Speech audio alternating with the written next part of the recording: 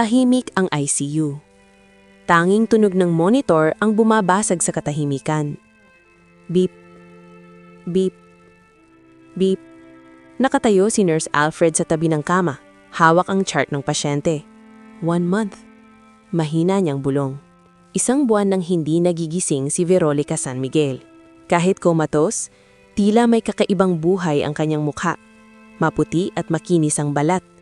Mahahabang pilik mata at labi na tila naghihintay magsalita. Parang natutulog lang.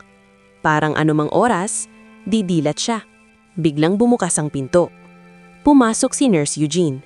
Bit-bit ang bagong IV bag. "Ikaw na naman ang naka-duty dito?" Malamig nitong tanong. Hindi sumagot si Alfred. Tahimik niyang inayos ang kumot ni Veronica.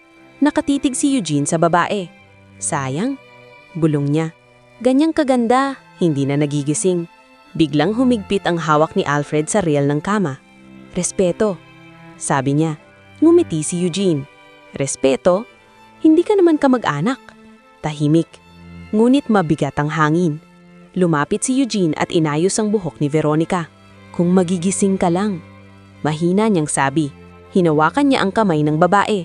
Biglang hinila iyon ni Alfred. "Trabaho natin ang alagaan siya, hindi ang pagnanasaan." Nanigas ang mukha ni Eugene. "At anong tawag mo sa paraan ng pagtingin mo sa kanya?" Tumindig si Alfred. Nagtagpo ang kanilang mga mata. Punong-puno ng tensyon. Sa unang pagkakataon, may narinig na kakaibang tunog mula sa monitor. Beep, beep, beep. Nagbago ang ritmo. Sabay silang napalingon. Kumilos ang daliri ni Veronica. Pareho silang napaatras. At sa unang pagkakataon matapos ang 1 buwan, napaluha si Alfred. Samantalang napangiti si Eugene. Hindi nila alam, ito pa lamang ang simula. Maagang maaga pa lamang ay malamig na ang hangin sa ICU. Tahimik ang koridor. Kakaunti pa lang ang pasyente at staff na gumagalaw. Ngulit sa loob ng silid 312, tila may sariling mundong umiikot. Nakatayo si Nurse Alfred sa tabi ng bintana, pinagmasdan ng unang liwanag ng umaga na tumatama sa mukha ni Veronica. Sa sinag ng araw, mas lalo siyang nagmumukhang buhay. Parang anumang oras ay didilat. Parang anumang sandali ay tatawag ng tulong. Maingat niyang inayos ang kumot nito. Hindi niya alam kung bakit, ngulit tuwing duty niya, pakiramdam niya ay kailangan niyang tiyakin na komportable ang babae, kahit hindi ito mulat. Hindi niya ito tinitigan bilang pasyente lamang. May kung anong katahimikan ang dala ng presensya nito, isang kapayapaan na hindi niya maramdaman sa sarili niyang buhay. Naputol ang kanyang pag-iisip nang bumukas ang pinto. Pumasok si Nurse Eugene, bit-bit ang tray ng gamot. "Aga mo naman," sabi nito. "Hindi ako makatulog," sagot ni Alfred. Lumapit si Eugene sa kama. Sandaling natahimik. Nakatitig lamang siya sa mukha ni Veronica. "Alam mo, kung magigising siya, siguradong marami ang mai-inlove sa kanya." Hindi kumibo si Alfred. "Pero nauuna na tayo," dagdag ni Eugene, may bahid ng biro. Napahigpit ang hawak ni Alfred sa chart. "Huwag mong gawing biro ang pasyente."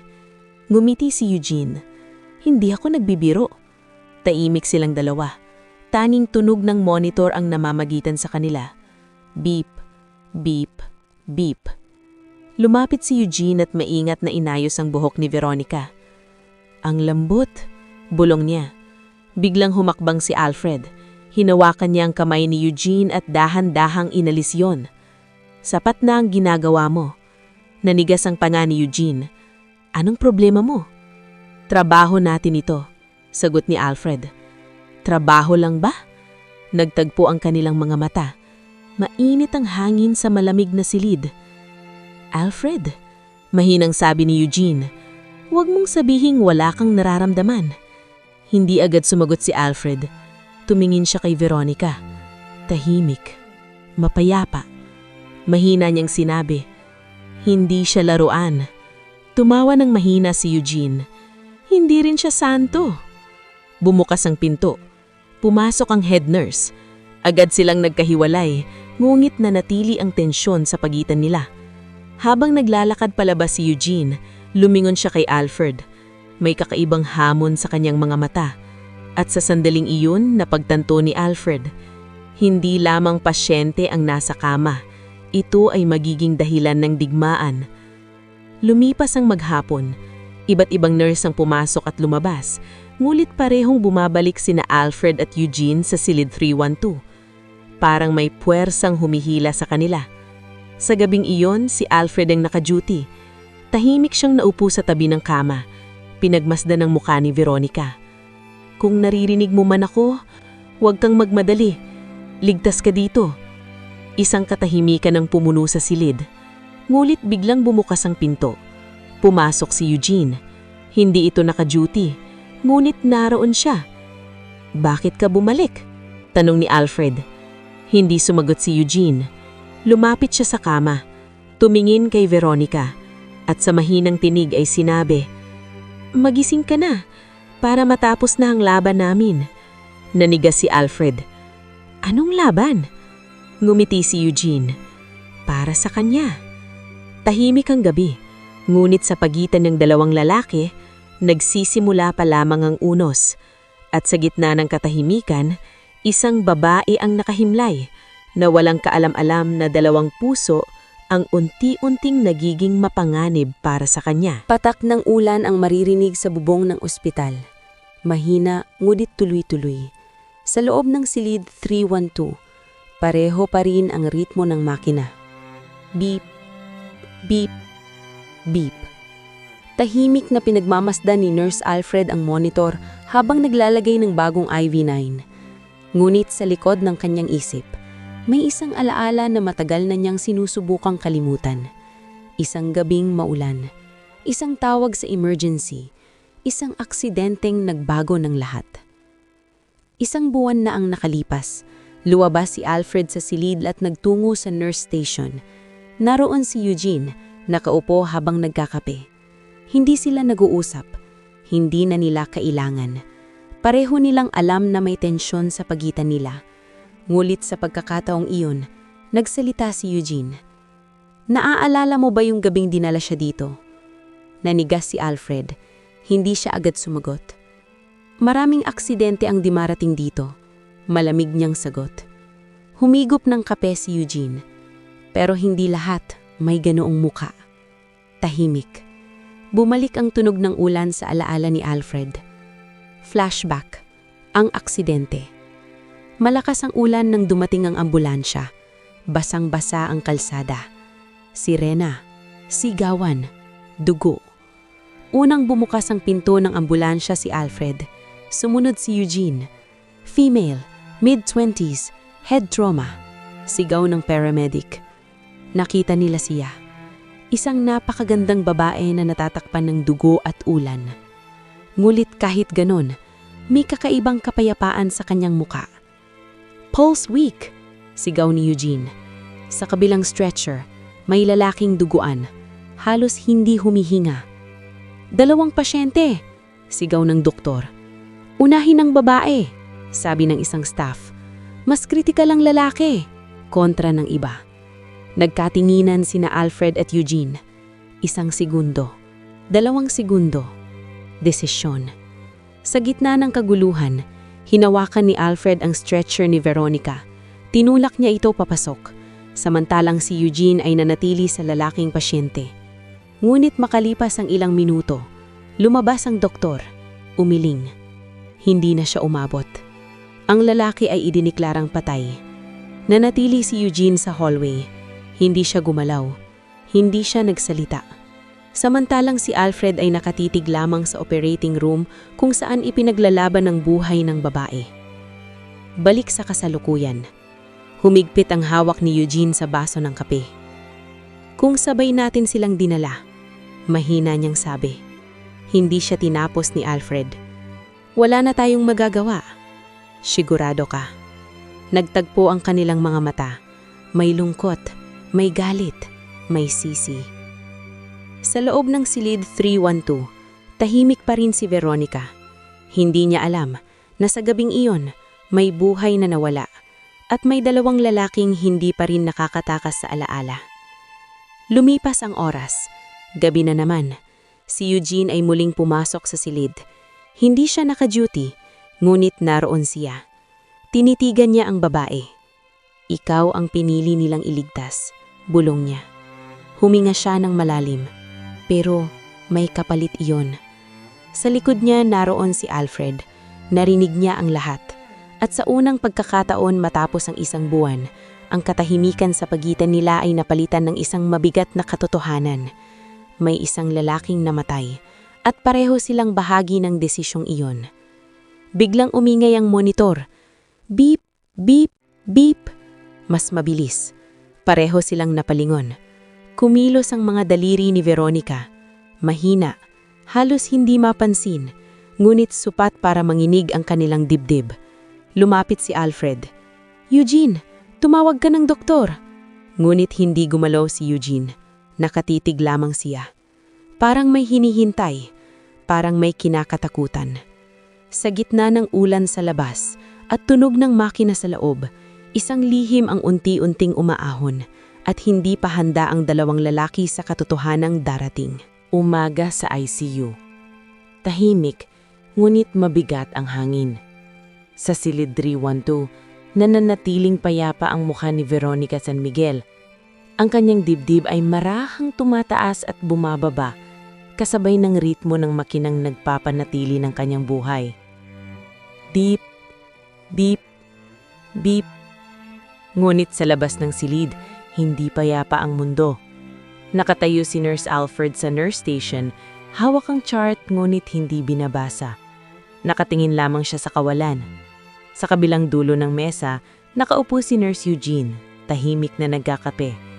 Pareho silang puyat. Parehong may dinadalang alaala. At pareho nilang alam na hindi na nila kayang iwasan ng tensyon. Mga bulungan. Dalawang junior nurse ang nag-uusap sa gilid. Ikaw ba naka-duty kagabi? Oo, bakit? Napapansin mo ba sina Alfred as Eugene? Ano naman? Pareho silang laging nasa room 312. Maganda kasi yung pasyente. Mahinang tawa. Hindi nila alam, naririnig sila ni Eugene. Ibinaba niya ang baso ng kape. Tumindig. Lumakad papunta sa silid 312. Sa loob ng silid, naroon si Alfred. Inaayos ang kumot ni Veronica.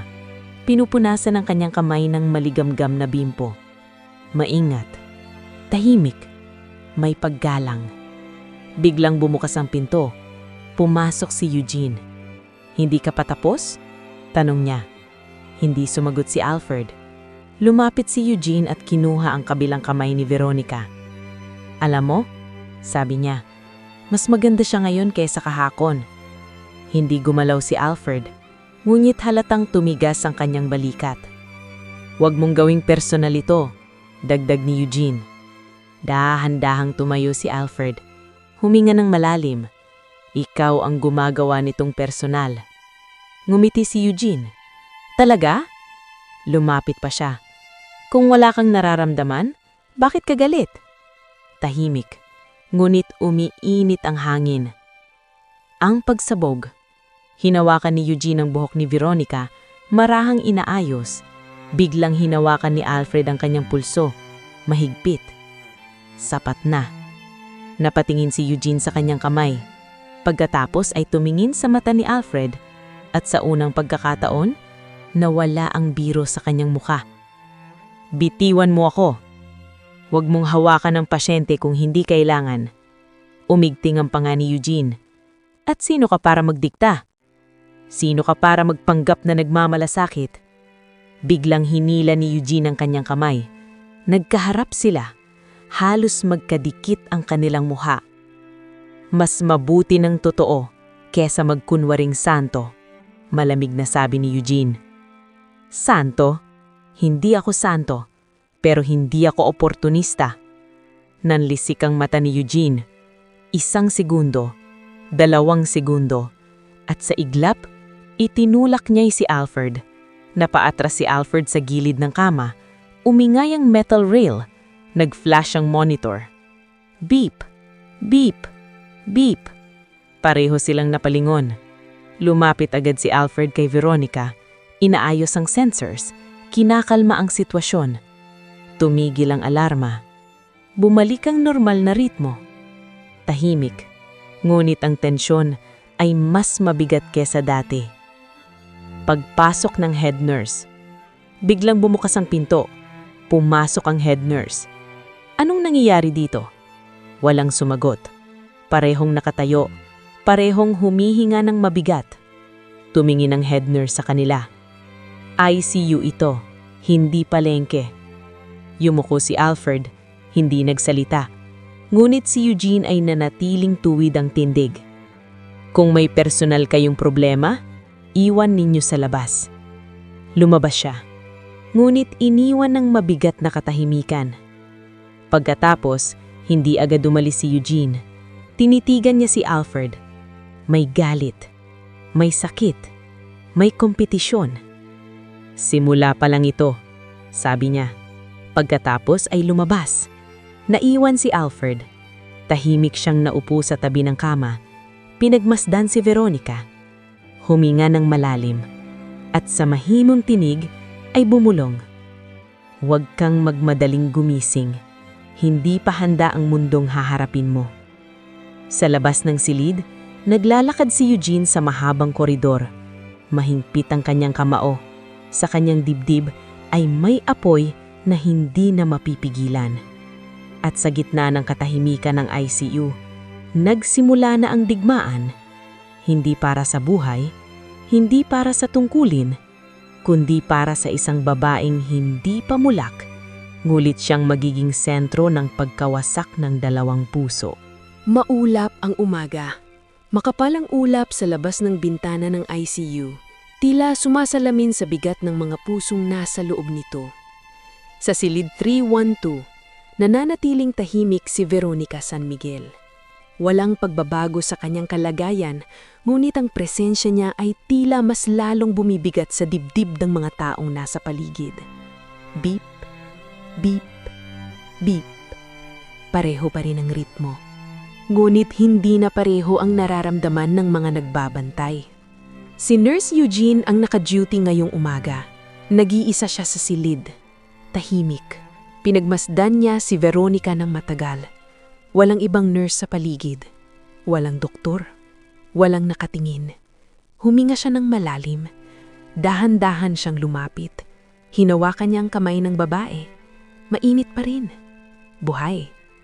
Alam mo, bulong niya, ikaw ang dahilan kung bakit gusto kong pumasok araw-araw. Tahimik ang silid. Ngunit sa sandaling iyon, hindi na iyon tunog ng profesional na pag-aalada. Ito ay naging personal, masyadong personal. Bumukas ang pinto, pumasok si Alfred. Napansin agad niya ang eksena. Hindi siya nagsalita, ngunit ang kanyang mga mata ay nagsabi ng lahat. Dahan-dahang binitawan ni Eugene ang kamay ni Veronica. Hinahanap ka ng head nurse, sabi ni Alfred. Hindi kumilo si Eugene. Sa halip ay ngumiti siya. Selos ka ba? Tahimik, ngunit ang tensyon ay parang kuryente sa hangin. Trabaho natin ito, sagot ni Alfred. Trabaho? Sagot ni Eugene. Hindi mo ba nararamdaman? Hindi sumagot si Alfred. Lumapit siya sa kama at inayos ang kumot ni Veronica. Maingat, may respeto, may distansya. Pinagmasdan niyo ni Eugene at sa unang pagkakataon, may kung anong kumirot sa loob niya. Alfred, mahina ngunit seryosong sabi ni Eugene. Pareho nating alam na hindi na ito tungkol sa trabaho. Tahimik ang silid. Huwag mong tuwarin ang hangganan, sagot ni Alfred. Matagal nang tinawid. Nagtagpo ang kanilang mga mata. May hamon, may tensyon. May damdaming hindi na nila kayang itanggi. Lumipas ang tanghali. Abala ang ICU, ngunit bumalik si Eugene sa silid.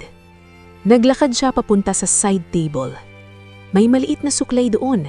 Hindi iyon bahagi ng medical equipment. Dahan-dahan niyang sinuklay ang buhok ni Veronica. Magagalit na naman siya. Bulong niya, tumutukoy kay Alfred. Ngunit hindi siya tumigil. Sa sandaling iyon, tila nakalimutan niyang lahat ng patakaran. Ang ospital, ang propesyon, ang hangganan. Ang natira lamang ay ang babae. Anong ginagawa mo? Nanigas si Eugene. Nasa pintuan si Alfred. Hindi galit ang kanyang boses. Mas masakit pa roon. Punong-puno ng pagkadismaya. Hindi agad sumagot si Eugene. Ibinaba niya ang suklay. Pinapaganda ko siya. Hindi siya manika. Tumawa si Eugene ng mahina. Pero gusto mong ikaw lang ang pwedeng humawak. Biglang humikpit ang kamao ni Alfred. Ngunit pinigilan niya ang sarili. Lumapit siya at kinuha ang suklay. Maingat niya itong inilapag sa mesa. Pagkatapos ay tumingin kay Eugene. Kapag nagising siya, gusto kong maalala niya ang respeto, hindi ang pagnanasa. Nanahimik si Eugene, ngulit ang kanyang dibdib ay mabigat. Hindi niya naiintindihan kung bakit. Lumabas si Eugene sa silid. Mabigat ang hakbang niya sa koridor.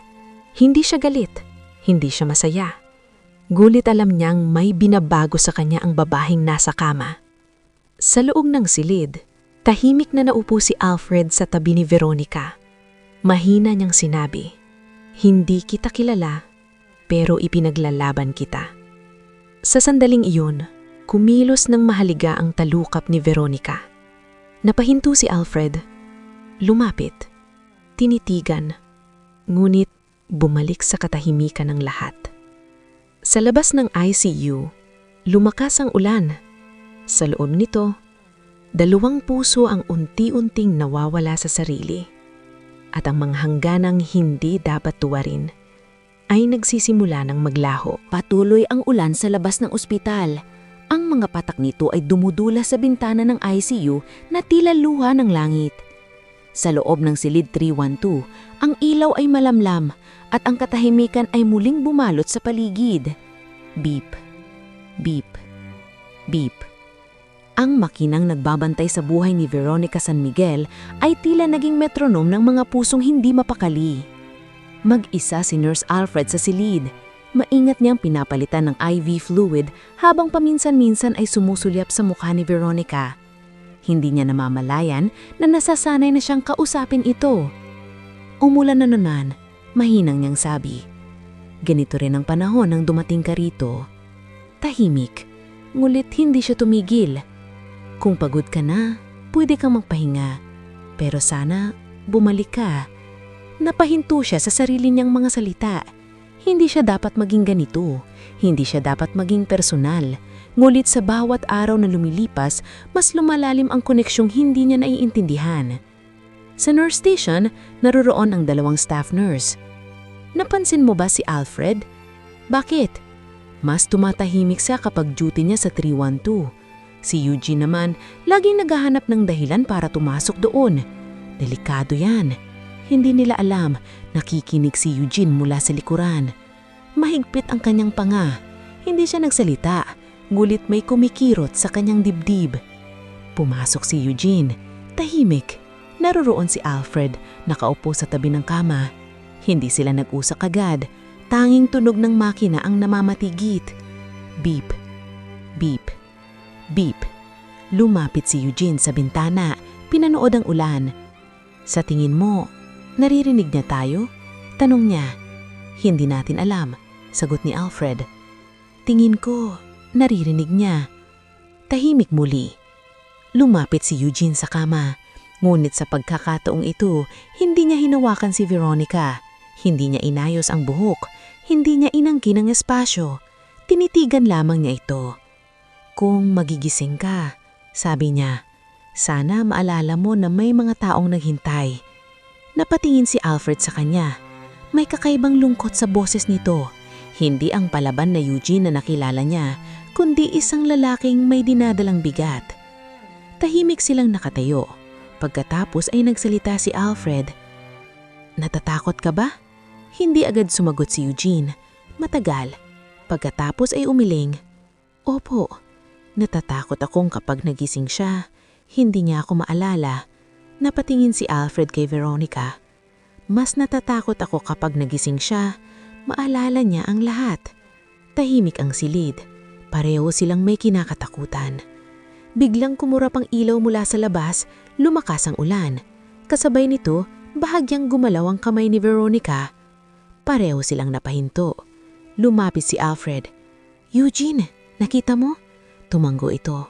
Mahina, halos hindi mapansin, ngulit totoo. Ang daliri ni Veronica ay kumibot muli. At sa sandaling iyon, walang kompetisyon, walang selos, walang digmaan. Dalawang lalaking parehong umaasang babalik siya. Makalipas ang ilang sandali, lumabas si Eugene ng silid. Huminto siya sa koridor. Huminga ng malalim.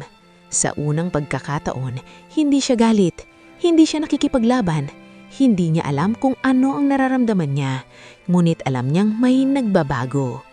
Sa loob ng silid, naupo si Alfred sa tabi ng kama.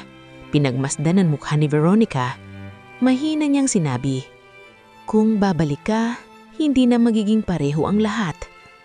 Sa labas, patuloy ang ulan. Sa loob ng ICU, ang katahimikan ay hindi natanda ng kawalan, kundi ng mga pusong unti-unting natututong tumubok muli. At sa bawat tibok, papalapit ang sandali ng paggigising. Huminto ang ulan kinabukasan, ngulit ang bigat ng hangin sa ICU ay nananatili. Ang koridor ay abala sa mga hakbang ng staff, tunog ng tali at mahihinang usapan. Ngulit sa silid 312, ang katahimikan ay tila mas malalim kaysa dati. Beep, beep, beep. Pareho pa rin ang ritmo, ngunit may nagbabantay na ngayon. Sa nurse station, tahimik na nakatayo ang head nurse Ramirez habang pinagmamasdan ang CCTV monitor. Isa-isang lumalabas sa screen ang iba't ibang silid. Pagdating sa room 312, napahinto siya. Ilang beses na niyang napapansin. Parehong bumabalik sina Alfred at Eugene, parehong tumatagal sa loob, parehong nagiging tahimik kapag magkasama. Hindi ito normal at hindi ito profesional. Humigpit ang kanyang hawak sa clipboard.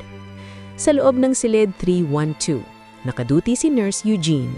Tahimik siyang nagche-check ng vital signs. Hindi na siya nagtatagal sa paghawak, hindi na siya lumalabag. Ngulit ang kanyang mga mata ay nagsasabi ng hindi niya sinasabi. Lumapit siya sa bintana, natanawang maulap na langit. "Maganda ang panahon ngayon," mahina niyang sabi, parang kinakausap ang sarili o ang babaeng hindi pa rin mulat. Bumukas ang pinto. Pumasok si Alfred, may hawak na chart. Nagkatinginan sila, tahimik. Ngulit wala na ang init ng nakaraang mga araw. Sa halip, may pagod, may lungkot, may mga tanong na hindi masagot. "May movement ulit kagabi?" tanong ni Alfred. Mahinang tumanggo si Eugene. 2 beses.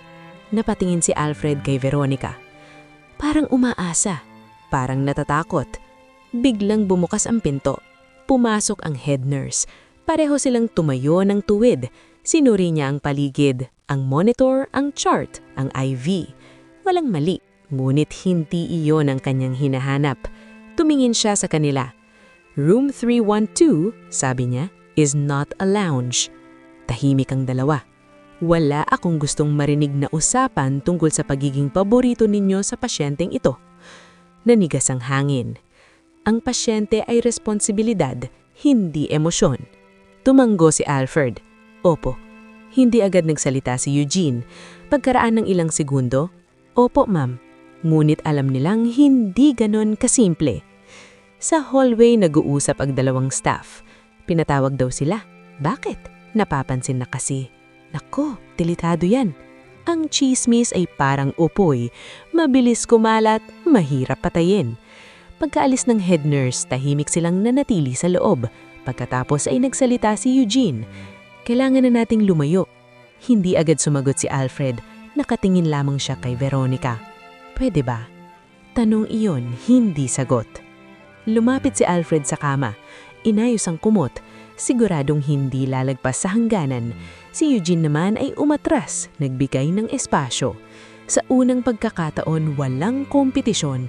May katahimikan, may pag-iingat. Habang papalabas si Eugene sa silid, napahinto siya. May kakaibang galaw sa mukha ni Veronica. Parang kumunot ang noo, parang may panaginip, parang gustong maalala. "Eugene!" Mahina ngulit nagmamadaling tawag ni Alfred. Lumapit siya. Pareho nilang nakita. Isang bahagyang paggalaw ng pilikmata. Hindi pa paggising, ngunit hindi na rin kabuo ang katahimikan. Sa labas ng silid, tahimik na sumandal si Eugene sa dingding. Pinikit ang mata, huminga ng malalim. Hindi niya alam kung bakit nanginginig ang kanyang kamay. Hindi sa takot, hindi sa saya, kundi sa kapananabukihan. Sa loob ng silid 312, naupo si Alfred sa tabi ng kama. Hindi siya nagsalita, hindi siya nagdasal, ngunit ang kanyang mga mata ay puno ng pag-asa. Sa ICU may mga matang nagmamasdan, may mga pusong nag-aalala, may mga hangganang pilit pinapanatili. Ngunit sa gitna ng lahat, isang babae ang unti-unting lumalapit sa paggising. At kapag naggising siya, wala nang maitatagong damdamin. Tahimik ang umaga sa silid 312. Ang liwanag ng araw ay marahang sumisilip sa pagitan ng kurtina. Dumadampi sa mukha ni Veronica San Miguel. Sa sinag ng umaga, tila mas malinaw ang kanyang kagandahan. Parang isang alaala na ayaw kumupas. Beep, beep, beep. Pareho pa rin ang ritmo. Ngunit sa araw na ito, may bagong dokumentong dumating. At kasama nito, ang isang nakaraan na matagal nang natutulog. Sa nurse station, inabot ng clerk ang isang folder kay Nurse Alfred. Updated patient file, sabi nito. Tinanggap niya iyon at dahan-dahang binuksan. Nakita niya ang larawan ni Veronica bago ang aksidente. Nakahalakhak, buhay na buhay. Ibang-iba sa tahimik na babaeng nasa kama ngayon. Napahinto siya. Hindi niya inaasahan ang biglang kurot sa kanyang dibdib. Flashback. Ang tunay na Veronica. Bago ang katahimikan, si Veronica ay isang babaeng puno ng liwanag. Isang event stylist na kilala sa kanyang pagkamalikhain. Mahilig sa bulaklak, mahilig sa kulay, mahilig sa buhay. Sa isang letrato sa file, makikita siyang napapalibutan ng dekorasyong gawa niya. Nakangiti habang may hawak na puting rosas. Sa isa pang larawan, may kasama siyang lalaki. Matangkad, nakayakap sa kanya. Pareho silang nakangiti. Tumigil ang paghinga ni Alfred. Biglang dumating si Eugene sa likod niya. Ano yan? Hindi sumagot si Alfred. Iniabot niya ang folder. Tinignan ni Eugene ang larawan. Ang kanyang noo ay bahagyang kumunot. Boyfriend? Walang nagsalita. Ngunit pareho nilang naramdaman ang bigat ng salitang iyon. Sa loob ng silid 312. Tahimik silang pumasok.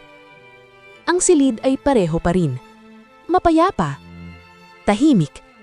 Ngunit hindi na pareho ang pakiramdam. Hindi na siya misteryo. Hindi na siya isang mukha lamang. May buhay siya. May minahal. May nagmamahal. Lumapit si Eugene sa kama. Tinitigan ng mukha ni Veronica. May naghihintay pala sa'yo. Mahina niyang sabi. Ang kanyang boses ay hindi na mayabang. May lungkot, may pag-aamin. Si Alfred ay nanatiling nakatayo. Nakatingin sa litrato. Pagkatapos kay Veronica. Parang sinusubukang pagdugtungin ang dalawang imahe. Ang babaeng masigla at ang babaeng tahimik. Saan na kaya siya? Tanong ni Eugene. Hindi agad sumagat si Alfred. Kung siya ang kasama sa aksidente, hindi na niya tinapos. Pareho nilang alam. Pareho nilang naaalala ang lalaking hindi na umabot. Tahimik. Mabigat. Hindi nila kayang banggitin ang katotohanan. Ngunit naroon ito. Sa pagitan nila, lumapit si Alfred kay Veronica. Mahina niyang sinabi, may nagmamahal pala sa'yo. Parang paumanhin ang kanyang boses. Parang may bagay siyang kailangang aminin sa sarili. Si Eugene ay lumayo sa kama. Napaupo. Pinagmasdan ang sahig. Sa unang pagkakataon, hindi siya nakikipaglaban. Hindi siya nagseselos. Hindi siya nag-aangkin. May kakaibang kirot sa kanyang dibdib. Isang kirot na hindi niya kayang ipaliwanag.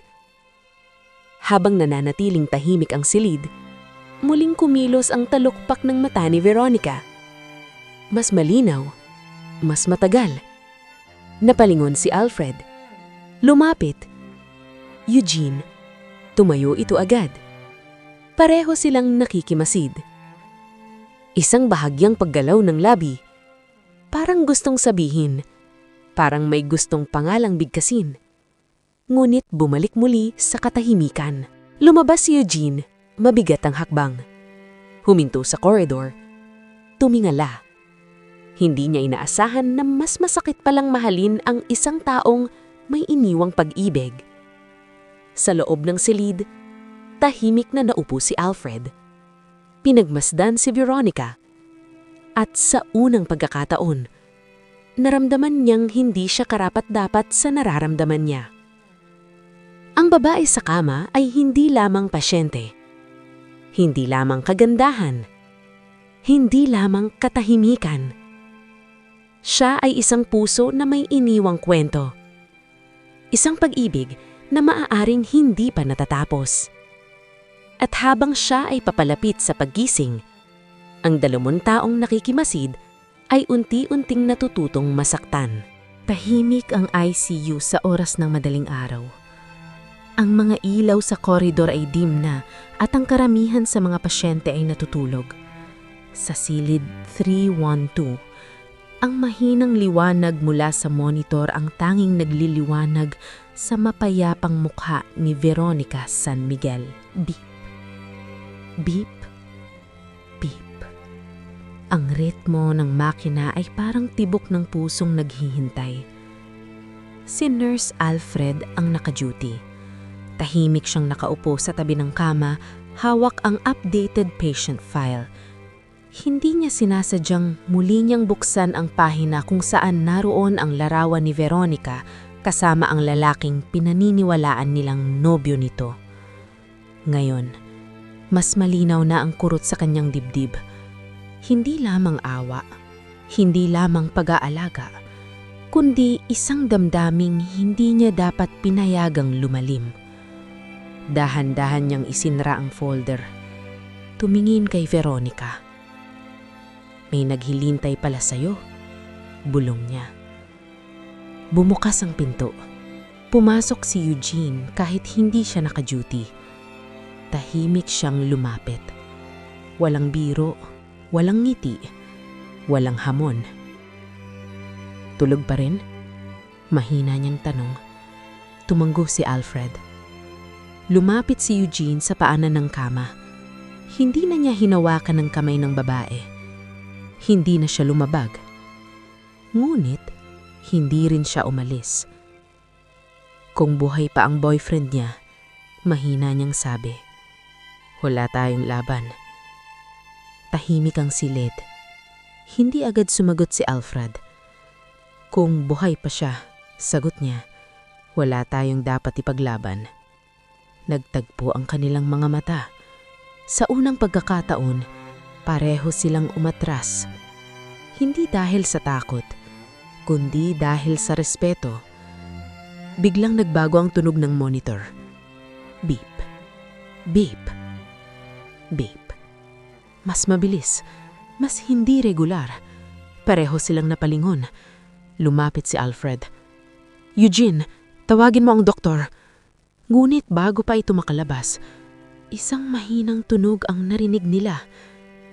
Isang hininga, isang bulong, halos hindi marinig. Lumapit si Eugene. May sinabi ba siya? Pareho silang tumigil sa paghinga at muling gumalaw ang labi ni Veronica. Isang salita, mahina, putol-putol. Daniel. Nanigas ang dalawa. Nagkatinginan. Ulit. Daniel. Parang gumuho ang mundo ni Eugene. Dahan-dahan siyang napaatras. Hindi niya alam kung bakit sumikip ang kanyang dibdib. Hindi niya kilala ang lalaking iyon. Ngunit alam niyang mahalaga ito. Samantalang si Alfred ay nakatitig lamang sa mukha ni Veronica. Hindi siya nasaktan, ngunit may kung anong tumama sa kanyang puso. Isang paalala na may pusong nauna sa kanila. Dumating ang doktor at sinuri ang pasyente. Good sign, sabi nito. Brain activity improving. She may regain consciousness soon. Hindi nakapagsalita ang dalawa. Ang kanilang mga isip ay nakatuon sa isang pangalan. Daniel. Lumabas si Eugene ng silid. Naglakad sa hallway. Huminto. Sumandal sa dingding. Pinikit ang mata. Sa unang pagkakataon, hindi siya nakikipaglaban kay Alfred. Hindi rin sa sarili, kundi sa katotohanang may taong mas mahalaga kaysa kanya. Sa loob ng silid, tahimik na naupo si Alfred. Tinitigan si Veronica. Mahina niyang sabi, hindi pa rin siya bumibitaw sa alaala mo. Inayos niya ang kumot nito. May paggalang, may pagtanggap. Sa ICU ang pangalan ng isang lalaking wala na ay muling nabuhay. At sa pagbanggit ni Veronica ng pangalang iyon, nayanig ang dalawang pusong naturong maghintay. Ngunit kasabay nito, isang pag-asa ang sumikat. Siya ay babalik at kasama ng kanyang paggagising, ang katotohanang magbabago sa kanilang lahat. Malamlam ang ilaw sa ICU ng sumunod na gabi. Tahimik ang koridor, gulit sa silid 312, tila mas mabigat ang hangin kaysa karaniwan. Beep, beep, beep. Ang tunog ng monitor ay bumalik sa regular nitong ritmo. Ngunit ang katahimikan ay hindi na tulad ng dati. May isang pangalan na ang nananatili sa hangin. Daniel. Nakatayo si Nurse Eugene sa harap ng vending machine, hawak ang kape, ngunit hindi iniinom. Paulit-ulit sa kanyang isip ang mahinang bulong na narinig nila. Daniel. Hindi niya kilala ang lalaking iyon, ngulit pakiramdam niya ay natalo siya sa isang laban na hindi pa nagsisimula. Huminga siya ng malalim, ngunit hindi nabawasan ang bigat sa kanyang dibdib. Sa loob ng silid 312, si Nurse Alfred ay nakaupo sa tabi ng kama. Tahimik. Pinagmamasdan si Veronica. Mas malinaw na ngayon ang kanyang paghinga. Mas natural, mas buhay.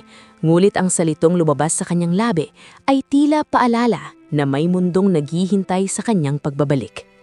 Mahina niyang sinabi, malapit ka nang magising at may mga pusong masasaktan. Bumukas ang pinto. Pumasok si Eugene. Hindi siya nagsalita agad. Lumapit lamang siya at tumaw sa kabilang panig ng kama. Pareho silang nakatingin kay Veronica. Tahimik. Walang kompetisyon. Walang hamon. Tanging katotohanan. Kung maaalala niyang lahat, sabi ni Eugene, ano tayo? Hindi agad surugot si Alfred. Pagkaraan ng ilang segundo, mga taong nag-alaga sa kanya. Hindi iyon sapat. Tahimik. Alfred, dagdag ni Eugene, mahal ko na yata siya.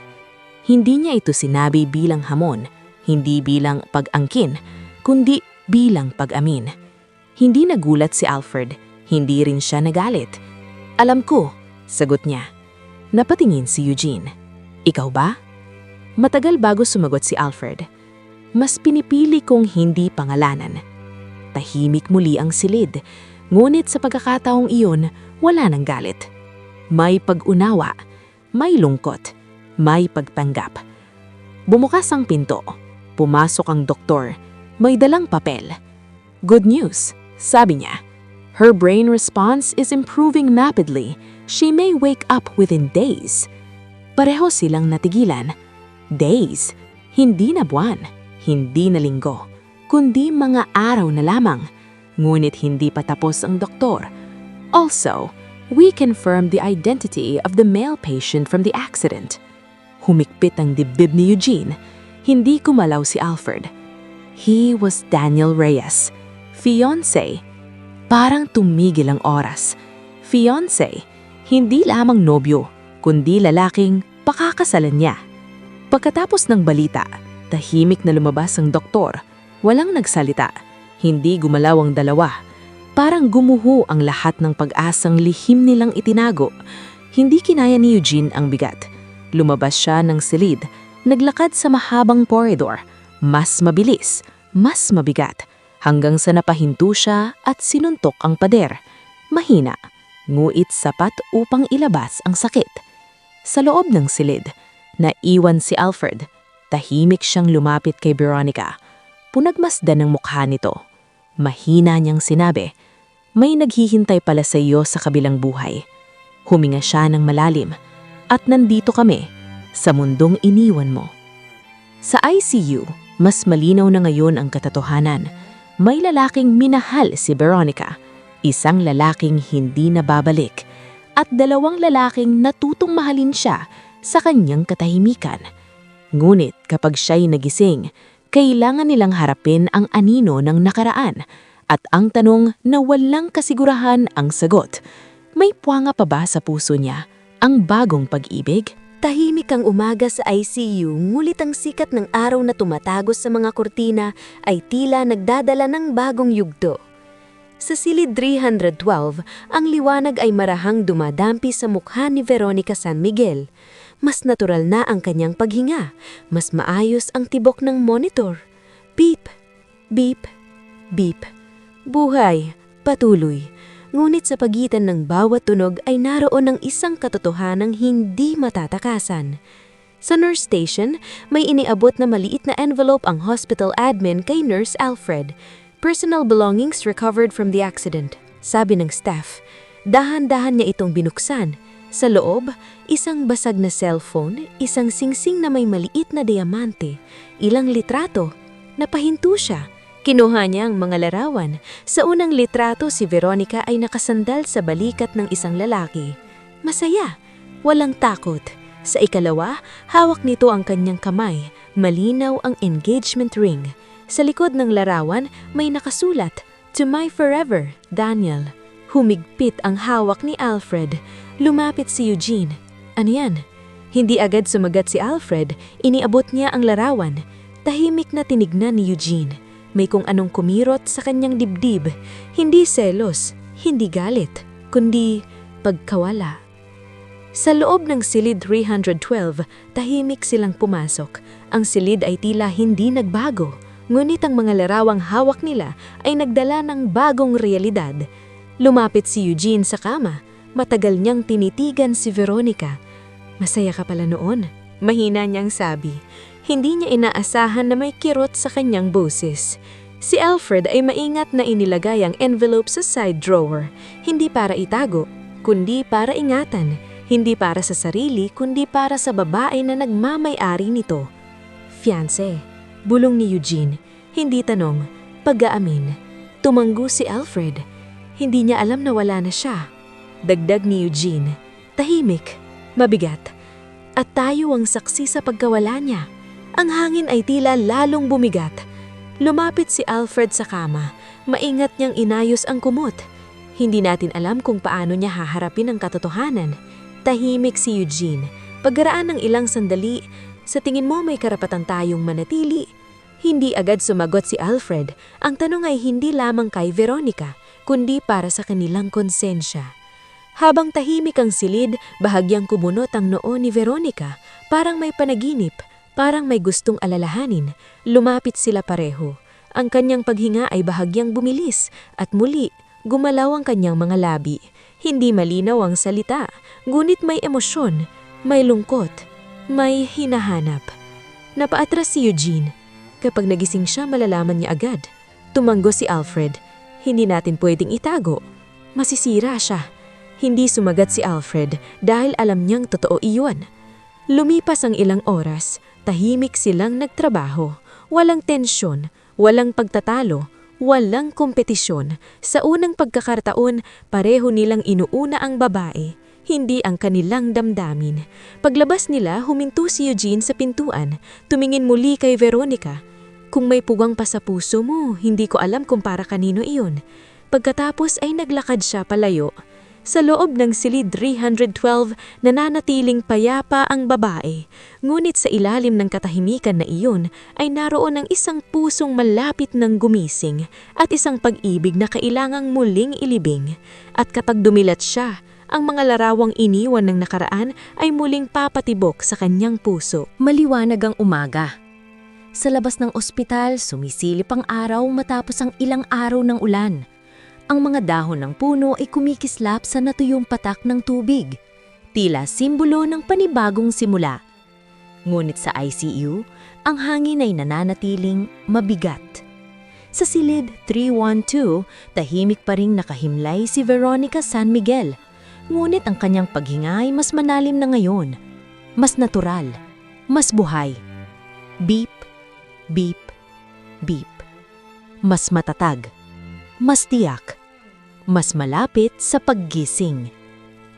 Nakatayo sina Nurse Alfred at Nurse Eugene habang kausap ang doktor sa labas ng silid. Her neurological response is very promising, sabi ng doktor. Be prepared, she may regain full consciousness anytime. Anytime. Isang salitang nagdala ng sabay na pag-asa at takot. Tahimik silang naglalakad sa koridor. Unang nagsalita si Eugene. Hindi ako handa. Hindi iyon pag-aamin ng kahinaan, kundi katotohanan. Sumagot si Alfred. Walang handa sa ganitong bagay. Huminto si Eugene. Kapag nagising siya, babalik ang sakit. Tumanggo si Alfred, pero babalik din ang buhay niya. Sa loob ng silid 312, pumasok si Alfred. Mag-isa. Lumapit siya sa kama at maingat na inayos ang kumot. Hindi siya nagsasalita agad, ngunit sa kakahimikan ng silid, tila mas malinaw ang bawat hininga ni Veronica. Pagkaraan ng ilang sandali, nagsalita siya. Malapit ka nang bumalik. Huminga siya ng malalim. Hindi ko alam kung saan ako lulugar kapag nangyari iyon. Dahan-dahang bumukas ang pinto. Pumasok si Eugene. Tahimik. Lumapit siya ngunit nanatili sa paanan ng kama. Hindi na siya lumalapit ng sobra. Hindi na siya lumalabag. Hindi na siya nag-aangkin. May paggalang. May pag-iingat. Natatakot ako para sa kanya, sabi ni Eugene. Hindi para sa sarili mo? Tanong ni Alfred. Saglit siyang natahimik. Pareho. Tahimik muli ang silid, ngunit hindi na mabigat ang katahimikan. Ito ay katahimikang may pag-unawa. Habang nakatayo sila, bahagyang gumalaw ang ulo ni Veronica. Napahinto ang dalawa. Lumapit si Alfred. Ang kanyang paghinga ay bahagyang bumilis. Gumalaw ang kanyang mga daliri. Mahina, ngunit malinaw. Eugene, halos hindi sila humihinga. Ang kanyang talukap ay bahagyang kumibot. Parang nakikipaglaban sa dilim. Parang may gustong balikan. Ngulit muli itong tumigil. Pareho silang napaupo. Hindi nila alam kung bakit nanginginig ang kanilang mga kamay. Hindi sa takot. Hindi sa saya, kundi sa nalalapit na katotohanan. Habang palabas ng silid, huminto si Eugene. Kung pipili siya, sabi niya. Hindi niya tinapos. Sumagot si Alfred. Pipili siya ng totoo. Hindi malinaw kung anong ibig sabihin noon, ngunit pareho nilang naramdaman ang lalim nito. Sa loob ng silid, muling bumalik ang katahimikan, ngunit hindi na ito tulad ng dati. Ang katahimikan ngayon ay puno ng paghahanda, puno ng posibilidad, puno ng pagbabagong hindi na mapipigilan. Sa ICU, ang oras ay tila bumibilis. Ang bawat tibok ng makina ay papalapit sa isang sandali na magpapabago sa lahat. At kapag dumilat si Veronica, ang pag-ibig, pagkawala at katotohanan ay sabay-sabay na sasalubungin sa kanya. Wala nang makakatakas. Wala nang maitatago at wala nang babalik sa dati. Tahimik ang ICU sa madaling araw. Ang bintana ay bahagyang nakabukas. Hinahayaan ng malamig na simoy ng hangin na dumampi sa mga kurtina. Sa loob ng silid 312, ang mukha ni Veronica San Miguel ay payapa. Ngunit ang kanyang paghinga ay mas mabilis kaysa dati. Mas malinaw na may buhay sa bawat tibok. Beep, beep, beep. Ang monitor ay tila metronom ng isang pusong handa nang bumangon mula sa katahimikan. Tahimik si Nurse Alfred sa tabi ng kama. Pinagmamasdan ng mga daliri ni Veronica na bahagyang kumikibot, tila sinusubukang hawakan ng hangin sa paligid. Ang kanyang dibdib ay sumasabay sa pag-ikot ng kanyang isip. May pagkakataon na nagigising na ang babae. Ngunit, paano niya haharapin ang katotohanan tungkol sa nakaraang pagmamahal nito? Sa kabilang panig ng kama, tahimik na nakatanya si Nurse Jean. Hindi niya hinahawakan ng babae. Hindi niya sinusubukang mang-abuso. Sa halip, ang kanyang mga mata ay nakatutok sa bawat galaw nito, bawat mahinang pagkibot, bawat bahagyang pagbabago ng hininga. May kaba, may pangamba, may pagnanais. Bahagyang gumalaw ang talukap ng mata ni Veronica, parang naglalaban sa dilim ng kanyang isipan ang kanyang katawan. Sa unang pagkakataon sa loob ng ilang linggo, may malinaw na indikasyon na magigising siya. Napatingin sina Alfred at Eugene sa isa't isa. Ang parehong puso nila ay naggulat. Parehong tumibok ng mas mabilis, ngunit may katahimikan sa silid na tila humihinto sa lahat ng salita. Alfred ang unang lumapit, maingat at may pag-iingat. Hinawakan niya ang kamay ng babae, pinipigilan ng kanyang sarili na maging personal. "Veronica, maayos ka lang?" Mahinang binulong niya. Ngunit si Eugene sa kanyang tabi nanatiling tahimik. Tinitignan ng bawat galaw ng babae. Tila sinusubukang basahin ang bawat lihim ng katawan nito. "Veronica? Alfred? Eugene?" Napakahian ng bulong ng labi ni Veronica. Pareho silang napatingin, parang may pumasok na liwanag sa kanilang mundo. Hindi malinaw ang mga salita, ngunit naramdaman nila ang intensyon. May tibok na humihingi ng atensyon. Tahimik ang silid. Ang kanilang damdamin ay nakatayo sa hangin. Parehong pag-ibig, parehong selos, parehong pagnanais na pangalagaan siya. Bahagyang gumalaw ang talukap ng mata ni Veronica. Napansin ni Alfred ang galaw ng labi nito, habang si Eugene ay namamangha. Hindi malinaw kung sino ang mas unang napasimul, sila o ang babae. Ngunit isang bagay ang malinaw. Ang kanyang pagigising ay magdudulot ng pagbabago. Ang bawat tibok ng kanyang puso ay tila bumubuo ng bagong mundo na hindi na sila makakalayo. Lumabas si Eugene sa silid, tumigil sa pintuan at tinignan ng babae muli. Kung pipili siya, bulong niya sa sarili. Sino man ang pipiliin niya, handa akong tanggapin yun. Habang nasa loob, si Alfred ay maingat na nag-aalaga. Hindi lang sa katawan, kundi sa bawat tibok ng puso ni Veronica. Ang babae ay muling huminga ng mas malalim. Ang bawat galaw ay nagpapakita ng katotohanan na siya ay babangon, babalik at sa kanyang pagigising wala nang makakatakas sa katotohanan. At sa pagitan ng dalawang lalaking nagmamahal sa kanya, ang bawat tibok ng kanyang puso ay magiging dahilan ng pag-aalala, selos at pag-ibig. Tahimik ang ICU sa madaling araw. Ang liwanag ng araw ay marhang sumisilip sa pagitan ng mga kortina. Dumadampi sa mukha ni Veronica San Miguel. Pip, pip, pip. Ang ritmo ng monitor ay normal, ngunit sa paligid ay may kakaibang tensyon. Parehong naramdaman ni na Alfred at Eugene na may magbabago. Bahagyang gumalaw ang talukap ng mata ni Veronica. Napatingin si Alfred. Halos huminto ang kanyang paghinga. Dahan-dahan siyang lumapit sa kama. "Veronica, okay ka lang ba?" Mahina niyang tanong. Walang sagot. Ngunit bahagyang tiningnan siya ng babae. Ang kanyang mata ay malinaw, puno ng pagdududa at pagtataka. Si Eugene sa kabilang panig ay nanatiling tahimik. Pinagmamasdan ng bawat galaw ng babae, bawat kibot ng kanyang daliri, bawat paghinto ng kanyang hininga. Biglang kumibot ang daliri ni Veronica. Isa, dalawa, para bang sinusubukan niyang hawakan ng mundo. Napahinto sina Alfred at Eugene. Ang tensyon ay halos maramdaman sa buong silid. Alfred, Eugene, mahina niyang bumulong. Tahimik ang silid. Pareho silang nagulat. Pareho nilang naramdaman ang bigat ng sandaling iyon. Hindi lamang pisikal na paggising, kundi paggising ng damdamin. "Veronica, ikaw magigising ka na," sabi, dahan-dahan at may pag-iingat. Si Eugene ay lumapit ng kaunti, ngulit hindi lumampas sa hangganan. "Welcome back." Mahina niyang bumulong. Matagal na naming hinihintay ito, ngunit may kakaibang lungkot sa kanyang tinig. Ang bawat salita ay may halo ng kaba, pag-aalala at selos. Bahagyang ngumiti si Veronica, hindi malinaw, parang panaginip. Ngunit ramdam na ramdam ng dalawang lalaki. Si Alfred ay tumawa ng mahina. Ang ngiti mo, mas maganda kaysa sa inaasahan ko. Si Eugene naman ay namangha.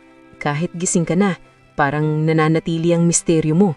Sabi niya, may kirot na nakatago sa boses. Nasaan? Daniel? Napabulong si Veronica. Nanahimik ang dalawa. Ang pangalan ay parang kidlat sa tahimik nilang silid. Si Alfred ay napatingin sa kanya. Daniel? Mahina niyang sabi. Oh, siyang mahalaga sa'yo, di ba? Si Eugene ay lumingon sa kanya. Ang mata ay puno ng kirot at galit na hindi niya maipaliwanag. Hindi namin siya kilala pero hinunto siya. Nandito kami. Sa tabi mo. Lumabas si Eugene sa silid niya, naglakad ng mabagal. Pinilit niyang pigilan ang damdamin na sumabog sa loob. Si Alfred ay nanatili sa tabi ni Veronica. Pinagmamasdan ng bawat galaw, bawat hininga, bawat baggalaw ng labi. May dalawang puso na nagmamahal sa iyo, ngunit may puso ring nawawala. Mahina niyang bumulong. Si Veronica ay napatingin sa kanya. Tila naiintindihan, ngunit may lungkot sa kanyang mata. Isang paalala ng nakaraan. Sa ICU, ang bawat tibok ng makina ay naging metronome ng bagong simula. Si Veronica ay gumising. Ang kanyang puso ay muling tumibok. At sa bawat tibok, may dalawang lalaking natutong maghintay at may isang alaala ng pag-ibig na hindi na babalik. Ang tanong ngayon, sino ang pipiliin ni Veronica? Nakaluhod si Alfred sa tabi ng kama. Hawak ang kamay ni Veronica San Miguel, habang ang liwanag ng umaga ay marahang dumadampi sa kanyang mukha. Beep, beep, beep. Ang monitor ay tila ritmo ng puso nilang tatlo. Isang babae na gumising mula sa katahimikan at dalawang lalaking natutong magmahal sa bawat tibok nito. Mahina ngunit malinaw, tinanong ni Veronica, Alfred, Eugene, anong nangyari sa akin? Napatingin ang dalawa sa isa't isa. Sabay na nag-isip kung paano sisimulan. Matagal kang nakatulog, mahalos 1 buwan. Mahina sabi ni Alfred, ang katawan mo at pati isip mo, kailangan ng oras para bumalik sa normal. Si Eugene naman ay luhapit ng kaunti. Pero nandito kami, nagbantay. Hindi ka nag-iisa. May kirot sa boses niya, isang damdaning hindi kayang itago. Tumanggo si Veronica, at ang mga mata niya ay puno ng pagdududa. Daniel, nasaan? Napabulong niya. Ang silid ay nanahimik. Ang pangalan ay parang kidlat na nagpaalala ng nakaraan. Si Daniel, hindi na. Wala na siya. Mahina at mabigat na sabi ni Alfred. Hindi siya tumingin kay Eugene, ngunit alam ng huli ang ibig sabihin. May katahimikan, may lungkot, may pagkawala. Lumapit si Eugene. Hindi namin siya kilala, bulong niya. Pero nandito kami. Kung gusto mong hindi ka na muling mapahamak o masaktan, nandito kami sa tabi mo. Si Alfred ay napatingin kay Veronica. Hindi namin maaaring palitan ng nakaraan, sabi niya. Ngunit pinilit niyang ngumiti. Ngunit ang hahanapin natin ay kung paano ka muling tatawa, muling mamuhay. Napatingin si Veronica sa dalawang lalaki. Nararamdaman niya ang pagkakaiba nila. Si Alfred ay mahinahon, maingat, parang laging handang protektahan ang bawat galaw niya. Si Eugene naman ay matapang, may apoy sa kanyang mga mata, handang ilagay ang sarili sa panganib para sa kanya. Hindi ko alam, ano ang nararamdaman ko? Mahinang bumulong si Veronica. May pusong lumalaban sa katahimikan ko, at may pusong tumutulong sa akin. Napatingin ang dalawa sa isa't isa. Ang tensyon ay tumindi. Hindi mo kailangang pumili ngayon, sabi ni Alfred. Pwede mo munang malaman kung sino ka bago mo malaman kung sino kami sa'yo. Tumanggo si Eugene. Oo, ngulit huwag mong kakalimutan. Kahit anong mangyari, nandito kami. Hindi ka namin iiwan. Bahagyang ngumiti si Veronica. Ang simpleng galaw ay para bang bumangon ng silit mula sa bigat. Hindi pa malinaw kung sino ang pinipili niya, ngulit sa sandaling iyon, alam ng dalawa, may buhay siyang nagbabalik. May tibok na hindi nila dapat pilitin, at may puso na matututong muling magmahal. Habang nakaupo ang dalawa sa tabi niya, napansin ni Veronica ang tunog ng makina, at sa bawat tibok ay naramdaman niya ang dalawang presensya na tila nagbabantay sa kanya mula sa bawat gilid. Hindi niya alam kung sino ang pipiliin, ngulit alam niya na may dalawang lalaking handang ipaglaban ang bawat sandali sa tabi niya. Sa labas ng silid, ang araw ay sumisilip ng mas maliwanag. Sa loob, ang bawat tibok ng puso ay nagtatakda ng simula ng bagong yugto. Isang yugtong puno ng tensyon, ipig-ibig, at lihim na hinaharap. Maliwanag ang hapon sa ICU, ngunit sa loob ng silid 312, ang hangin ay tila mabigat sa dami ng damdamin. Ang bawat tibok ng monitor ay parang paalala na ang bawat galaw ni Veronica San Miguel ay may kaakibat na puso na nagmamahal sa kanya. Beep, beep, beep. Tahimik na nakaupo si Alfred sa tabi ng kama. Tinitigan ng mga mata ni Veronica. Ang bawat galaw niya ay pinapansin. Ang paraan ng pag-ikot ng kanyang buhok, ang bahagyang pagngiti sa mga alaala na muling bumabalik sa kanyang isipan. Sa kabilang panig, si Eugene ay nakatayo, nakatingin sa parehong babae. Ang kanyang mga mata ay parang apoy, puno ng damdaming hindi kayang itago. Selos, pag-aalala, at ang matinding pangangailangan na siya ang unang makaramdam sa bawat galaw ng babae. Tahimik silang nagkatiginan, ngunit ramdam ng bawat isa ang tensyon sa pagitan nila. Napatingin si Veronica sa gilid ni Alfred at napansin ng bahagyang pagkabahala sa kanyang mga mata. "Alfred, okay ka lang ba?" Tanong niya, mahinang nag-aalala. Tumanggo si Alfred, ngunit napansin ni Eugene ang galaw ng kamay ng katabi. Ang simpleng pagtanggo ay parang pahiwatig ng pag-aalala sa kanya. At sa loob ng dibdib ni Eugene, parang may apoy na sumiklab. "Hindi ko kayang mawala siya sa paningin ko," bulong ni Eugene sa sarili, sabay abot sa kamay ni Alfred. Si Veronica sa gitna ng dalawa ay tila nahihirapang pumili. Ang bawat titig nila ay nagdudulot ng kakaibang kilig at kaba. Bahagyang ngumiti siya kay Alfred. "Salamat sa pag-aalaga sa akin," mahinang niyang sabi. Si Eugene naman ay lumapit, bahagyang lumingon kay Alfred, ngulit nanatiling nakatuon kay Veronica. "Wala kang dapat ipagpasalamat. Nandito kami," bulong niya. Parehong napatingin sa kanya si Alfred at Eugene, ngunit ang bawat isa ay may kakaibang dahilan. Si Alfred ay may katahimikan at pag-iingat. Si Eugene ay may alab at pangako. Lumapit si Veronica sa gitna ng kama, bahagyang bumaling kay Eugene. "Hindi ko alam kung sino ang pipiliin ko." Ngulit hindi niya natapos. Napatingin siya kay Alfred at ang mata nito ay puno ng pasensya at pag-unawa. "Hindi mo kailangang pumili ngayon," sabi ni Alfred. "Pwede mong kilalanin muna ang sarili mo bago mo kilalanin ang puso mo." Tumanggo si Eugene, ngunit ang titig niya sa babae ay nagbigay ng malinaw na mensahe. "Hindi kita iiman. Ano man ang mangyari, nandito ako." Sa katahimikan ng silid, bahagyang nagtagpo ang mga kamay ni Veronica sa magkalibilang gilid ng kama. Ang bawat galaw ay may sariling kwento. Ang tensyon, ang kilig, ang kaba. Napatingin siya sa dalawang lalaking nagmamahal sa kanya. At sa unang pagkakataon, naramdaman niya ang bigat ng damdaming hindi niya kayang pigilan.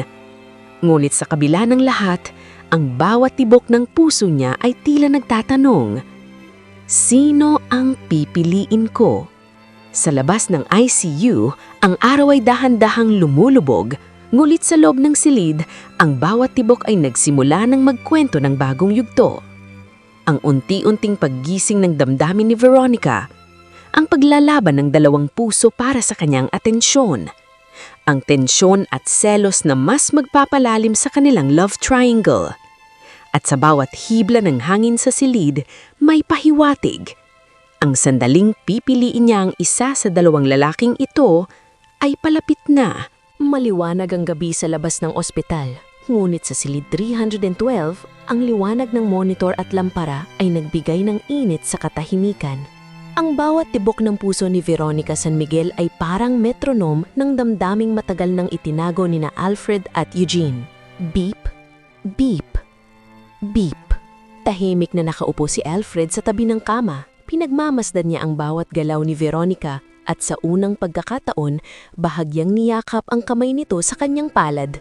Alfred, mahinang bumulong si Veronica, halatang natigilan sa init na dulot ng simpleng hawak. Ang mata ni Alfred ay nagniningning. Hindi kita iiwan. Mahina niyang sabi, puno ng pangako at pag-aalaga. Si Eugene, sa kabilang panig ng kama ay nanatiling nakatayo. Hawak ang kanyang dibdib. Hindi niya kayang makita ang bawat galaw ng babae nang walang kirot sa dibdib, isang selos na hindi niya maipaliwanag. Napatingin si Veronica kay Eugene. Sa mata niya ay may pag-aalala at kaba, ngunit halata rin ang tiwala sa lalaking kasama niya sa katahimikan. Hindi ko alam, sino ang pipiliin ko? Mahina niyang sabi, halos isang bulong sa hangin. Hindi mo kailangan malaman ngayon, sabi ni Alfred habang pinipilit ipakita ang pasensya. Ang mahalaga ay malaman mo muna ang nararamdaman mo para sa sarili mo. Si Eugene naman ay lumapit ng kaunti. Ang tingin ay matalim, ngulit may halong lambing. Pero nandito ako. Handa akong maging sa tabi mo sa lahat ng oras. Bulong niya, puno ng damdaming na hindi kayang itago.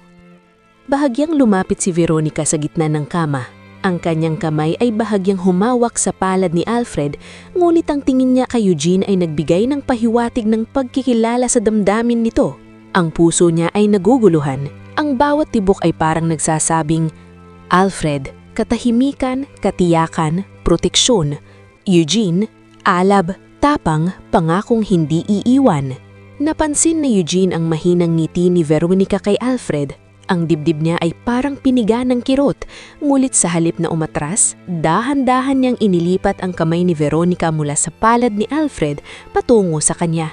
Hindi para agawin, kundi upang ipakita na nandyan siya at handang hawakan ang bawat galaw niya. Tumigil si Alfred sa galaw niya, nanatiling tahimik ngunit ang titig sa mata ay parang nagtanong, paano mo nagawa iyon? Nandito kayo, pareho, at hindi ko alam kung ano ang mararamdaman ko. Bulong ni Veronica, halos naiiyak. Hindi mo kailangan malaman ngayon, sabi ni Alfred, habang ang kamay niya ay bahagyang hawak ang braso ng babae, hindi upang limitahan, kundi upang proteksyonan. Si Eugene ay lumapit, dahan-dahang hinawak ang iba pang kamay niya. Kaya kahit anong mangyari, nandito ako. Hindi ka namin iiwan. Sa katahimikan ng ICU, bahagyang ngumiti si Veronica. Ang bawat galaw, bawat titig, bawat hawak ng kamay ay nagsilbing unti-unting pagbukas ng kanyang damdamin. Hindi pa malinaw kung sino ang pipiliin niya, ngunit isang bagay ang tiyak. Ang dalawang lalaking ito ay natutong magmahal sa kanya sa pinakamalalim na paraan, sa katahimikan, sa sakit, at sa bawat tibok ng puso niya. Sa labas ng silid, ang gabi ay malabo, ngunit sa loob may liwanag na sumisilip.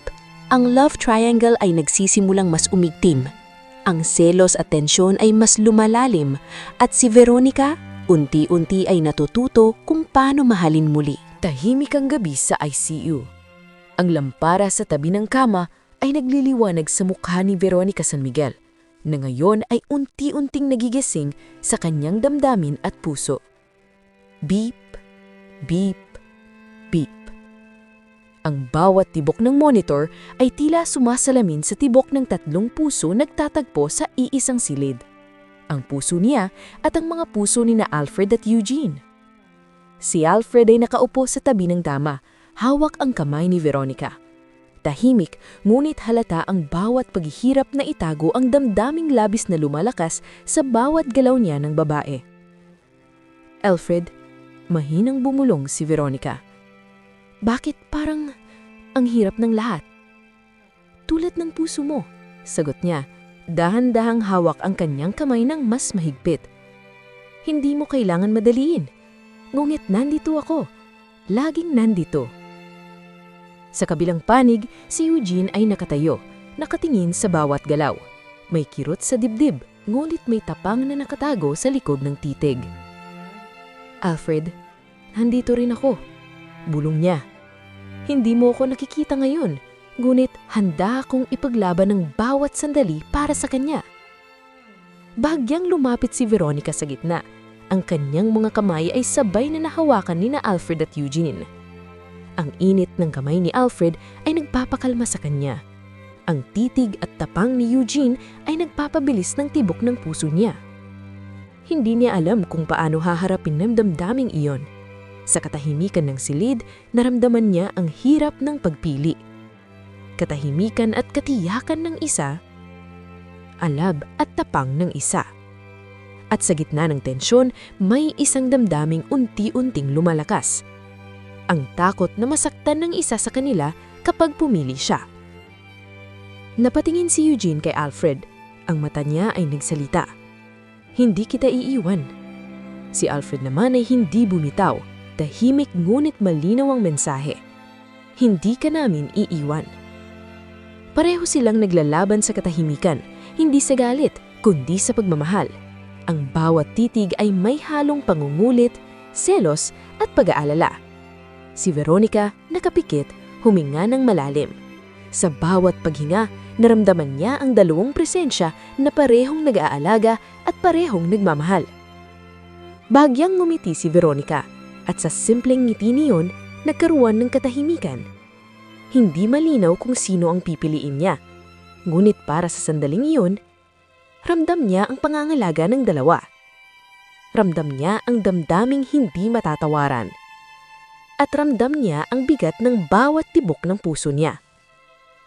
"Hindi ko alam kung paano pipiliin," bulong niya. Ngulit sa bawat bulong, naramdaman niya ang dalawang lalaking handang maghintay. "Hindi mo kailangan ngayon," sabi ni Alfred habang hawak ang kanyang kamay. Si Eugene naman ay tumunggo, halatang naglalaban sa sarili. "Pero kapag handa ka, nandito kami para sa lahat ng oras." Sa ICU, ang bawat tibok ay patuloy na nagpapaalala. Ang love triangle ay hindi patapos. Ang selos at tensyon ay lalong titindi. Ang puso ni Veronica ay unti-unting lumalakas, ngunit kailangan pa ring harapin ng katotohanan ng nakaraan bago tuluyang pipili. At sa bawat hininga, bawat titig, bawat hawak ng kamay, malapit nang sumabog ang damdaming matagal nang itinago. Tahimik ang ICU sa hapon. Ang araw ay unti-unting lumulubog sa labas. Pinapasa ang malamyos na liwanag sa silid tahanituan. Ang bawat tibok ng monitor ay tila ritmo ng pusong muling natutong magmahal. Si Veronica San Miguel ay nakaupo sa kama. Bahagyang nilalaro ang mga daliri niya sa kumot. Ang bawat galaw ay nagpapakita ng tensyon, ng kaba, at ng unti-unting pagbabalik ng kanyang damdamin. Si Alfred ay nakaupo sa kanyang tabi. Tahimik ngunit nakatuon sa bawat galaw. Si Eugene ay nakatayo sa kabilang panig, halatang hindi mapakali sa bawat titig ng babae. "Alfred, Eugene, may dapat akong sabihin." Mahina at may kaba na bulong ni Veronica. Pareho silang napatingin sa kanya. Ramdam ang bigat ng sandali. "Bago ko pipiliin ang puso ko, kailangan ninyong malaman ang nakaraan ko," dagdag niya. Napahinto ang dalawa. Ang kanyang tinig ay puno ng lungkot at pagsisisi. "Daniel, siyang fiancé ko." Mahina niyang bulong. "Namamatay siya sa aksidente bago ko napahamak at hindi ko na siya nakasama sa huling sandali ng buhay niya." Tahimik ang silid. Ang pangalan ay parang kidlat sa katahimikan. "Daniel," bulong ni Alfred. "Hindi ko alam. Hindi ko kayang isipin." Si Eugene ay huminga ng malalim. Hawak ang kanyang dibdib. "Alam ko. At kahit papaano, naririnig ko ang sakit mo. Ngunit nandito kami. Hindi ka iiwan." Si Veronica ay napatingin sa dalawa. Si Alfred, tahimik, protektado, laging handang humangong ng bawat hininga para sa kanya. Si Eugene ay apoy sa mata, tapang at pangakong hindi siya iiwan kahit gaano kahirap. Hindi niya alam kung paano haharapin ang damdaming iyon. Ang puso niya ay nahahati sa dalawang direksyon, ang katiwasayan at kalmadong pagmamahal ng isa at ang alab at tapang ng isa. Bahagyang ngumiti si Veronica, napatingin sa dalawa ng sabay.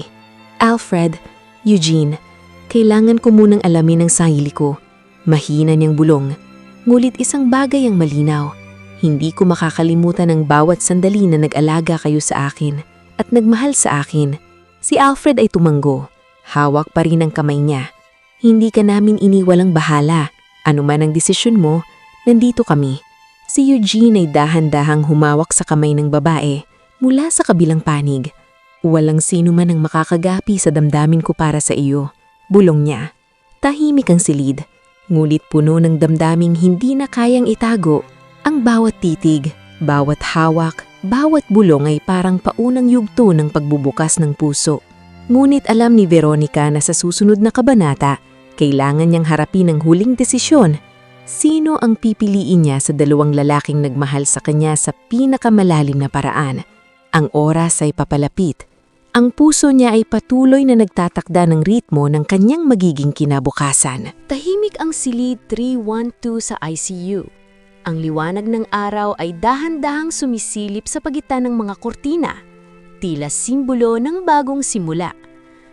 Ang bawat tibok ng monitor ay parang metronome ng puso ni Veronica San Miguel, na ngayon ay handa ng harapin ang pinakamahirap na desisyon ng kanyang buhay. Beep, beep, beep. Si Alfred ay nakaupo sa tabi ng kama. Hawak ang kamay ni Veronica.